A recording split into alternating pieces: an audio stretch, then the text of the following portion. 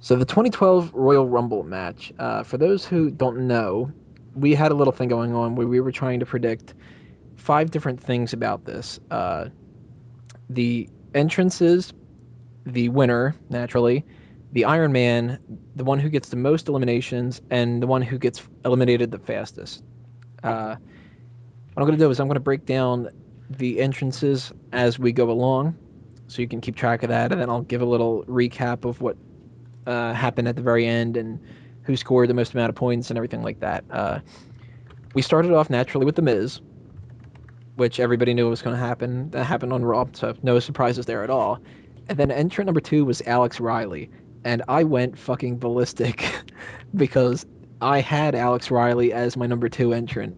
So I knew immediately that I had a ton of reason to gloat for this episode of Smack Talk. So if you could have seen my face when that came out, uh, I don't know. I was like a kid in a candy store who told you could get whatever you want. Uh, Riley gets eliminated by The Miz, and number three is R-Truth. And then I got sad because I had R-Truth at number six, and I knew I didn't have a perfect score. um, that leads to Cody Rhodes at number four, followed by Justin Gabriel, Primo. Then we had The Miz eliminated R-Truth, and Truth came back in, drug The Miz out, but didn't eliminate him. And then we had our first surprise, I guess you could say, of the night with Mick Foley at entrant number seven. And he didn't come out as Dude Love and Mankind and Cactus Jack and everything like that. He was just Mick Foley. No triple faces of Foley thing in this. He eliminates Primo. And then we have another surprise, Alberto Del Rio. Wait a minute. No, Ricardo Rodriguez in a shitty car dressed up like Alberto Del Rio, which for a second there, I was really surprised that Del Rio was back. And then when it was Ricardo, I was really surprised. And then I was laughing because I just thought that that was funny. I went nuts. I didn't expect that at all. I don't know why it went over my head that Ricardo would be in the match, but Yeah, I didn't uh, expect it either. I thought for sure that it was Del Rio returning from injury. yeah, I Yeah, thought that they just did a really good job at keeping that secret. And which if he was the entrant where Ricardo was, they had him. If that was Del Rio, that would have been a pretty early number for him to draw or come back out to. But it was yeah, Ricardo. It was hilarious. I enjoyed and his that brought us participation. one of the WrestleMania, not WrestleMania, the Royal Rumble staples where the action stops. So that took care of that kind of thing. Um, Justin Gabriel then gets eliminated, and Santino Marella comes out. So now we have a whole bunch of comedic people in the ring. Uh, Ricardo gets eliminated by Santino, and then we have what I considered one of the highlights of the night. the As soon as I saw that Foley and Santino were in the ring, I knew this had to happen, and I was going to be so pissed if they didn't do it. We had a Socko versus the Cobra fight. Sock puppet versus sock puppet. I laughed my ass off. I thought it was fantastic. So did I. Definitely a highlight of the night for sure. Did that get a huge pop, Dace? Because I couldn't really tell. Oh, it was ridiculous, and it was funny because the person who was with me doesn't know much about wrestling. She's like, "What the hell are they doing with sock puppets?" And I was like, "You have no idea. You can go to the bathroom. This is going to be a very intimate moment for us WWE fans here, okay?" But it was amazing. The pop was huge. Yeah, for somebody who doesn't watch WWE to see that, it would be very confusing, especially when we consider things like the fart jokes not funny, but this epic. Sock puppets, amazing. Fart, come on. And uh, the coolest reaction was, "Did he just pull that out of his pants?" I'm like, "You have no idea." then we had Epico, who uh, he's the winner of the fastest eliminated. He was only in for 12 seconds. That kind of sucks, but it shows you how much they value the tag team championship. Yeah. Santino gets eliminated after The Miz and Cody Rhodes get back into the swing of things. Then Rhodes eliminates Foley, and Kofi Kingston comes out at number 11. Booker started doing this horrible Jamaican accent during that, which Kofi doesn't even have anymore, so I don't know why he was doing it. But I thought that was pretty funny. Entry number 12 was Jerry Lawler, another surprise of the night, and another nostalgia competitor. Uh, he left the commentary booth, and the first thing that I thought of was the 1997 Royal Rumble, where he said, "It takes a king," and then gets right in and gets eliminated, comes back out and says, "To know a king." He lasted a little longer this time, but not too much longer. Number 13 was Ezekiel Jackson, and I'm not sure, but did I hear an Ahmed Johnson chant? Yes, there was. Yeah. Did you start that, Dace? I wasn't even quick enough. I would love to take credit for it, but I was not quick enough to catch that. Entry number 14, Jinder Mahal, who took a very long time to get to the ring, and that was followed by entry number 15, the Great Khali, one of those Lovely. other Royal Rumble staples where the feud person enters right afterward. Uh, Another surprise, too. I didn't think Khali was going to be in the match. I thought he was done with the WWE. Was the last I heard from him, and then all of a sudden he's in the Rumble match. In Yeah. the Elimination Chamber. And now he's in the Chamber Yeah. match. So he goes after everybody. He eliminates Jinder Mahal and Ezekiel Jackson. Number 16 is Hunico. Where to go, whatever.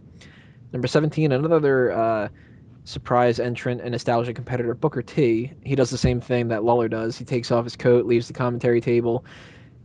And then we had another highlight of the night. Kofi Kingston avoids elimination by doing a handstand and moving himself to the ring steps to get back in. When John Morrison wasn't going to be in this match, I was a little bit disappointed because Morrison, he's good for stuff like that.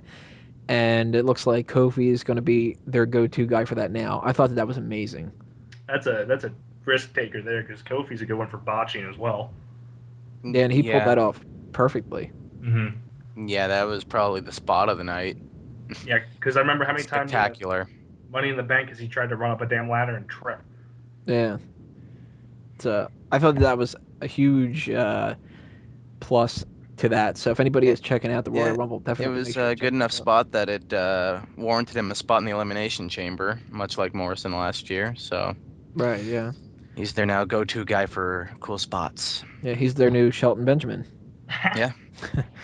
Entry number 18, Dolph Ziggler. I was a little surprised by that because I didn't think that any of those people were going to be in the match. But then when they kept saying everybody's eligible, then, you know. Entry number 19, another nostalgia competitor, another surprise entrant, Hacksaw Jim Duggan, Oh. which Dace got right. You said that Hacksaw was going to be in the Royal Rumble. Yeah, but wrong position, right? Yeah, wrong position. But I didn't expect all these non-roster people to be in there. And Duggan got eliminated very quickly by Cody Rhodes, who then mocked the ho chant, which I laughed at, I'll admit. I like heels. He walked out and got a huge pop, like everybody did the ho again. And then Cody went after and eliminated both Booker and Khali. And I was sitting there thinking to myself, holy shit, Cody Rhodes is just kicking ass in this Royal Rumble. Entry number 20, another surprise entrant, Michael Cole. I actually seen that coming as soon as Booker and Lawler had got in there. I'm like, at some point, Cole's definitely going to make an appearance in this Royal Rumble. And then it's counting down to number 20, and then he's like, "Oh, I got a hunch on who it is," and then lo and behold, he goes down to the ring in his carrot suit. Then that was followed by a huge shock, biggest shock as far as I'm concerned. And number 21 was Karma. Now, it was huge at the arena. Everybody was kind of like, what the hell? And then cheered. Yeah, because I didn't think she'd be anywhere near ready to come back after her pregnancy from this.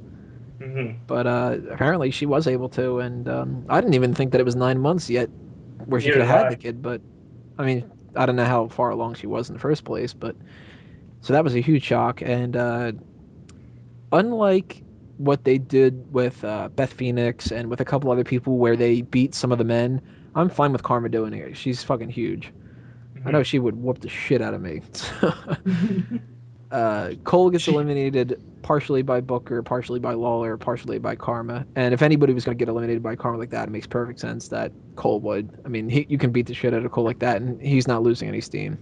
I'm actually completely disappointed with it. Well, she basically pushed him, and then he ran over the top rope. But I was hoping that she just well, she did the Unico. destroy him. But yeah, she did the Unico. That's how he got eliminated. Yep, the next elimination was Unico by Karma. and she gave Dolph Ziggler her finishing move, The implant buster. busting his implants. Yeah. But then, very good, Dolph Ziggler eliminates Karma, and I thought that was great because it gives Ziggler something to brag about, kind of. Even though he's eliminating one of the divas, And she's he was just bigger in a than him. WWE Championship match. Right. Entry number 22 was Sheamus. Then he eliminated Kofi Kingston right off the bat. Hits his 10 chest smacks to Cody and Miz, and I think there might have been another one. I don't remember for sure. Another nostalgia competitor and surprise chant, Road Dogg at number 23. Got it, you still got it chant. Very entertaining. Uh, Another confusing thing, Jey Uso, number 24. Waste. Why did Jey Uso get a spot in this match? I don't get it. I mean, Jimmy wasn't in the match. Waste. No, but they were talking about how Brodus could be lost in the shuffle. Mm-hmm. And Kane wasn't in it. That means Yeah. there's no longer the streak of him being in Royal Rumble matches. So they threw that away to get Jey Uso in the match. Yeah. I mean, you couldn't have had Kane pop up and John Cena run out and eliminate him, or Anything. Sheamus eliminate him, or anything like that. I mean, that was stupid. I didn't like that at all. And even if they were in the position where they needed to have like a jobber come out, why Jey Uso and have Jimmy come out and not have a spot in it? That just seemed really odd to me. Why not have like Heath Slater or something like that? I don't know. I just thought it was interesting. Heath was in the dark match, wasn't he? I believe you said it was Yoshitatsu against Heath Slater. Yeah, which sucked. After that, we had Jack Swagger at number 25, Wade Barrett at number 26, and that was my pick for the winner, number 26, and Wade Barrett was my second choice for the winner. So when that happened, I was like, why did I pick Jericho at number 26? Because if Barrett wins at 26, I'm going to be so pissed that I didn't pick it. He eliminated Road Dogg. Number 27 was David Otunga. Number 28 was Randy Orton. Jey Uso was eliminated by Randy Orton. Randy eliminated Wade Barrett, which meant Wade Barrett had like nothing to do in the Royal Rumble, which was a shame. Yeah, that was very disappointing. He didn't last very long at all. Orton just kind of tossed him like nothing. And then, he was go ahead. he was a heavy favorite going into the match too, so that made not a whole lot of sense. Yeah. Yeah. And Chris Jericho came out at number 29, and I was so pissed about that because I did not want number 29 to win. I'm tired of them doing 29 and 30 and 28 and everything like that. I wanted them to have something around number 23 just to switch it up a little bit. I mean, if you look at the Royal Rumble statistics that I have on smarkoutmoment.com, there's only 2 instances of somebody winning from number 11 to number 19. One of them was Shawn Michaels in 1996. He won from number 18. And then the other one is technically the Hacksaw Jim Duggan win from the first Royal Rumble when they only had 20 people. So if you switch that over, he wasn't in the 10 to 19 range. He would have been in a 30-man one in the 20 to 30 range.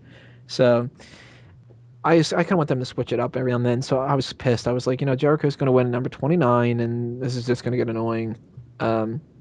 David Otunga gets eliminated. Number 30 is Big Show. I don't know why Kane wasn't in that spot instead. Big Show in a record time eliminated Jack Swagger, Cody Rhodes, The Miz, and Dolph Ziggler.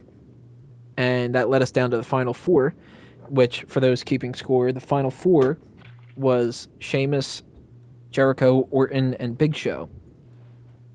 Big Show gets eliminated by Orton. Randy Orton gets eliminated by Jericho. And then they had a really long Sheamus versus Jericho section where they had a ton of false finishes that were really good. And it ends with a brogue kick. Jericho gets knocked outside, and Jericho's eliminated. Sheamus wins the Royal Rumble. Before we start talking about where we think this is going to go, let me just recap a little bit here. That was the 1 to 30. Fastest elimination was Epico at 12 seconds. Winner is Sheamus. The Iron Man was The Miz at 45 minutes and 39 seconds. The most eliminations was Cody Rhodes at 6. And when it came down to the predictions, I ended up winning. Yay! I had 6 points, predominantly because of the Alex Riley situation. That was the one that gave me the boost above everybody else. It was 6 points for me, 2 for Riley, 2 for Miz, 1 for Barrett, and 1 for Orton because I was 1 off on those two. Dace had 2 points from the Miz. Congratulations. That's the only I got to give. That was it. That's it. To give me.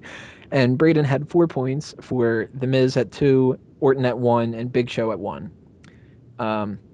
Also, Braden guessed the Iron Man right. So congrats on that. Yeah, it's something. And we went through the surprise entrances, the nostalgia competitors, the action stops, all that kind of stuff. Two little things I wanted to throw in here. Mason Ryan was held off the Royal Rumble because apparently Vince thought there was nothing for him, and they kind of want to stall the push because he doesn't connect with the audience, but he still has a big thing for him, big infatuation because he's one of the big guys. And there was also a thing, yeah, typical, not surprised there. There was also a thing with the Royal Rumble survey that they were getting for fans, and one of the questions was, "What website did you watch it on?" Which is such an obvious attempt to catch streams. I just thought that was funny, and I wanted to mention that. Shut down. So, what were you guys thinking when it came to the Royal Rumble? Overall, did you like it? Do you like Sheamus winning? Where do you think this is going to go? All that kind of stuff. I'll be honest with you. When Sheamus's music hit, when he came to the Rumble, I didn't get out of my seat. Almost every other person I jumped up for in excitement. I didn't get up from when the Big Show music hit. Wasn't excited at him. And as soon as Sheamus got ready, started running to Jericho and got his foot up, I left. Didn't even watch it. So I hated it. I don't know. I liked it because I wasn't right. If that makes any sense. I don't like, like for 2010, you predict, Edge is probably going to come back. He's going to win. You predict this year that Jericho is going to end up standing tall and winning the Royal Rumble. Sheamus winning, I didn't call that. I think he'd last long, and I thought he'd make it to the Final Four. But when it came down to those two, I thought he's going to be eliminated for sure. And, the back and forth exchange I thought was awesome. One of the best ones they've done, in my opinion. And, as time went on, I actually found myself, rooting for, Sheamus to pull it off. And he did. And even though I didn't think he would, he pulled it off. And that was a surprise to me. So I liked it. And I think he's obviously going for the World Heavyweight Championship for whoever wins come the Elimination Chamber. I think that was my biggest grudge against the Rumble, was the fact that I'm going to Mania and I saw him kick Jericho out. And I was like, Jesus Christ, I don't want to deal with him as a headliner. Well, I actually, despite all my anti-Sheamus stuff from the past, I ended up kind of rooting for him over Chris Jericho. And I mentioned this before. It was because I thought if Jericho didn't win, we wouldn't get Triple H against Undertaker. So when it happened, I was really happy. And in retrospect, I don't know. I mean, I don't want to say that I would prefer that Jericho would have won. I'm a bigger fan of Jericho than I am of Sheamus. But I did like the idea that Sheamus won and I didn't expect it. And he's legitimate enough that it's okay for him to win, and it's not a shock win if, like, Unico would have won or something like that. But, Or even Alberto Del Rio last year, I thought was, that was surprising given, how new he was to the roster. Right. But as far as where this goes, before we start getting into that, a little prediction thing from all of you guys out there.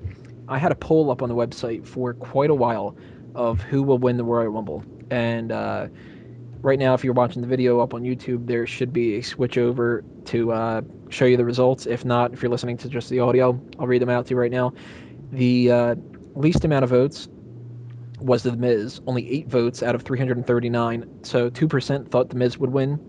Then we had 16 votes, 5% thought Cody Rhodes, 6% at 21 votes of Wade Barrett, 13%, 45 at John Cena, 50 votes for Sheamus at 15%. So only 15% of the people that voted on this got the Sheamus one right. I am one of those that got it wrong. 16% said somebody else would win, not listed on there, 55 votes for that. And then, of course, the winner of the poll was Chris Jericho, 34% at 114 votes. So that's a little prediction of how you guys thought. And for those 15%, those 50 people that voted for Sheamus, you had a hell of a lot better idea of predicting it than I did. So congratulations. And me. All of us, we all predicted Jericho. We all bought it into it, but so where I think this is going to go. Obviously, Sheamus is not going to challenge CM Punk for the title. It's going to be Punk against Jericho. That's obvious. So it all kind of depends on the Elimination Chamber. Does Sheamus fight Daniel Bryan? Does he fight Randy Orton? Does he fight both of them together in a triple threat match? Right now, I'm currently leaning towards him just beating the shit out of Daniel Bryan as an opening match and winning the title, and that being the end of Daniel Bryan squeaking by.